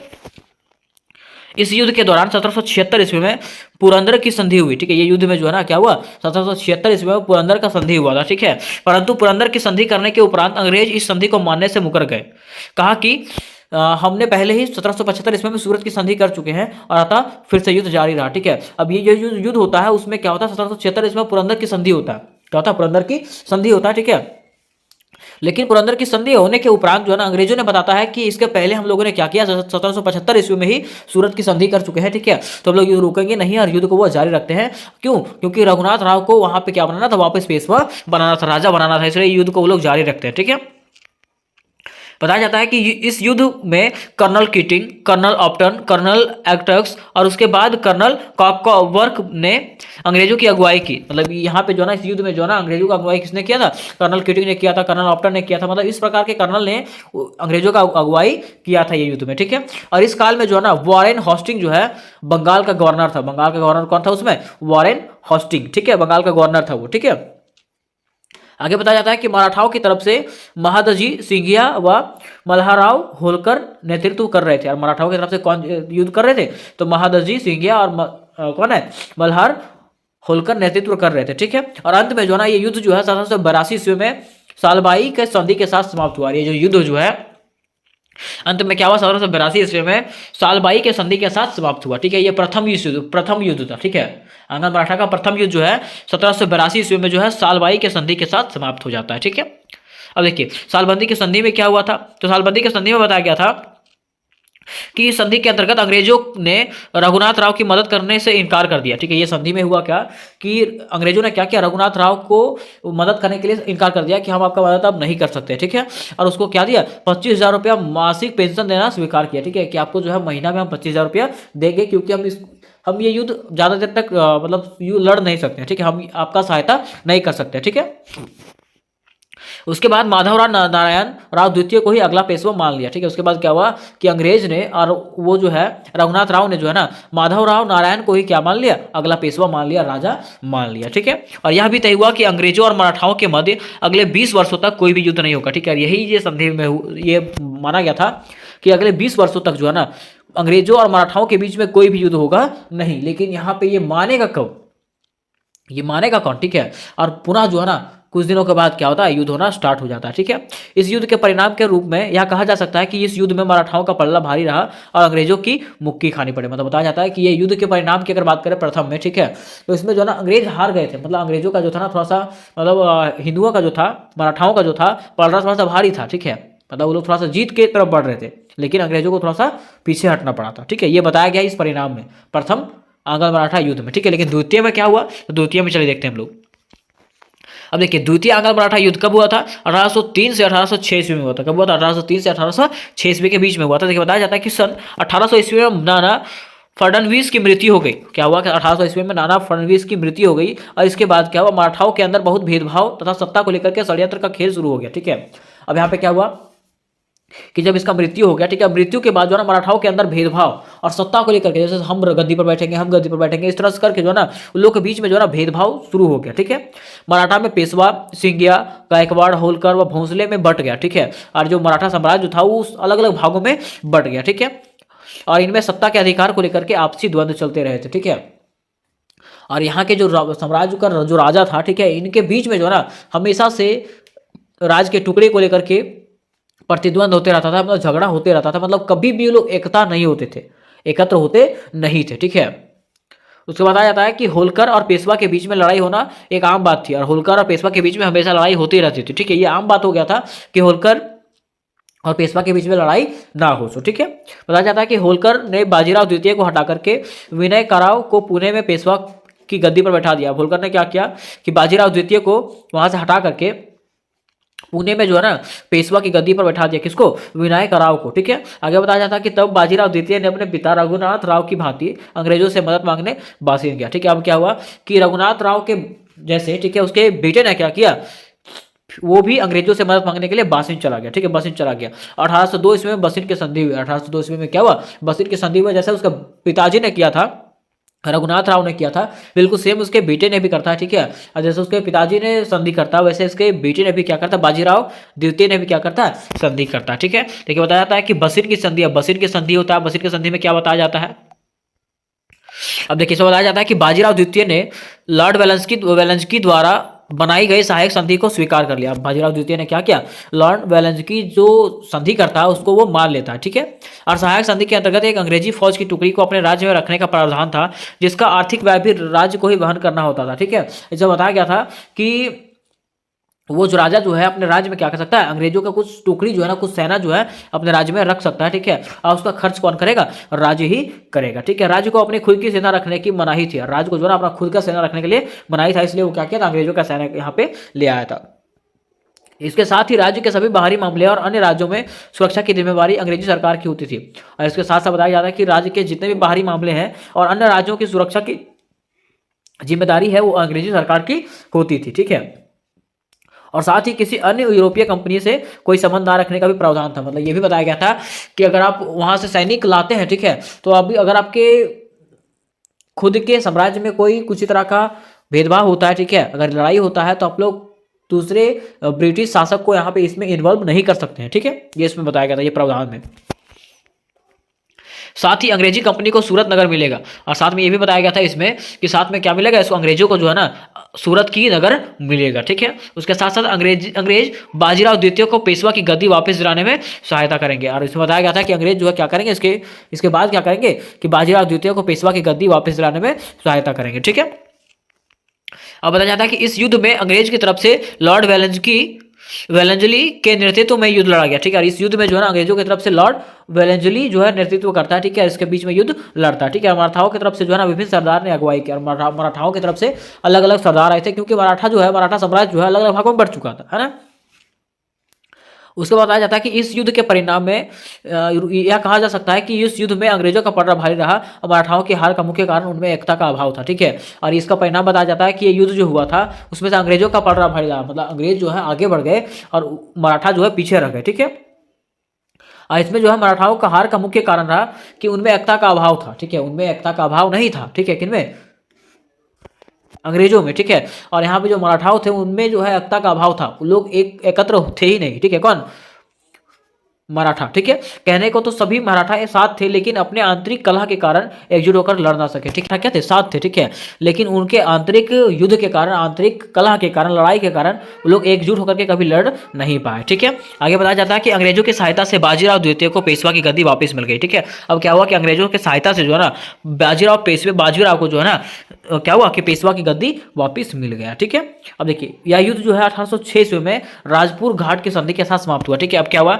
कि जहां से बाजीराव द्वितीय ने स्टार्ट किया था वो युद्ध क्या हुआ, वहां पे जाके खत्म हो गया। ठीक है, मतलब बाजीराव को जो है वहां का पेशवा का गद्दी मिल गया। ठीक है, उसको राजा का गद्दी वापस मिल गया। ठीक है, और यह जो युद्ध है 1806 ईस्वी में जो है राजापुर घाट के संधि के साथ समाप्त हो गया। कौन सा युद्ध, द्वितीय आंग्ल मराठा युद्ध। ठीक है, अब हम लोग जान जाते हैं ना कि तृतीय आंग्ल मराठा युद्ध क्यों हुआ था। ठीक है, अब देखिए बताया जाता है कि इस समय तक मराठा काफी कमजोर हो चुके थे। इस समय तक जो है मराठा काफी कमजोर हो चुके थे। क्यों, क्योंकि हम लोग जान रहे थे कि उनमें एकता का अभाव था, मराठा एकता नहीं थे। ठीक है, और अंग्रेज इस बात का फायदा उठाने के लिए युद्ध का बहाना ढूंढ रहे थे। ठीक है, और अंग्रेज जो है ना इसी बात का फायदा उठाने के लिए वो लोग मौका ढूंढ रहे थे कि कोई हमको मौका मिले और हम लोग क्या करें, इसके ऊपर आक्रमण कर दे, मराठाओं के ऊपर आक्रमण कर दे। ठीक है, अब बता होता है क्या कि एक घटना के अनुसार से क्या होता है कि पेशवा के एक मंत्री ने गायकवाड़ के दूत की हत्या कर दी। ठीक है, अब क्या हुआ कि पेशवा का जो मंत्री था वो क्या कर दिया, गायकवाड़ का दूत का हत्या कर दिया। ठीक है, जिसके कारण क्या होता, अंग्रेजों को बहाना मिल गया। ठीक है, और वो आंग्ल मराठा तृतीय युद्ध का घोषणा कर दिया कि हम क्या करेंगे, मराठाओं से युद्ध करेंगे। ठीक है, और वो तृतीय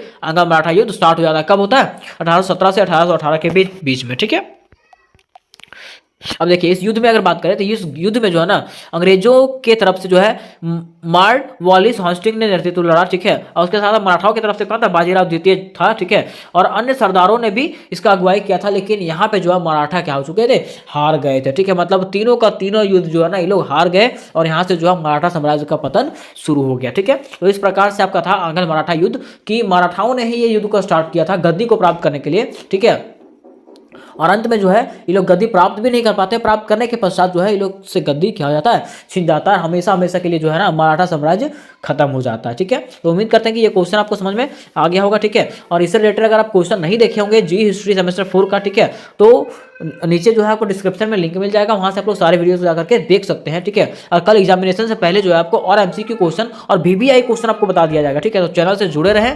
तो मिलते हैं नेक्स्ट वीडियो, तब तक के लिए जय हिंद जय भारत।